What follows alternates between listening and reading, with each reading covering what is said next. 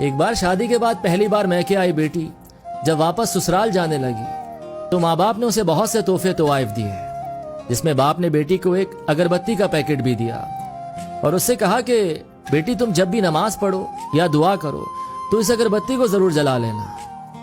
जैसे ही वो ससुराल पहुंची तो सास ने बहू के घर से आए तोहफों को हसद भरी निगाह से देखा और जब उसकी नजर अगरबत्ती के पैकेट पर पड़ी तो मन ही मन में हंसने लगी कि भला कौन सा बाप अपनी बेटी को तोहफे में अगरबत्ती का पैकेट देता है। सुबह जब बेटी नमाज के लिए उठी तो उसने बाप के दिए हुए अगरबत्ती के पैकेट को खोला तो उसमें से एक चिट्ठी भी निकली जिसमें लिखा था कि बिटिया, ये अगरबत्ती खुद तो जलती है लेकिन अपनी महक से पूरे घर को महका देती है। हो सकता है तुम कभी अपने शौहर से रूठ जाओ या किसी बात पर सास ससुर से नाराज हो जाओ, देवर या ननन की कोई बात तुम्हें बुरी लग जाए तो तुम मेरी दी हुई इस नसीहत को याद रखना। इस अगरबत्ती की तरह जलना।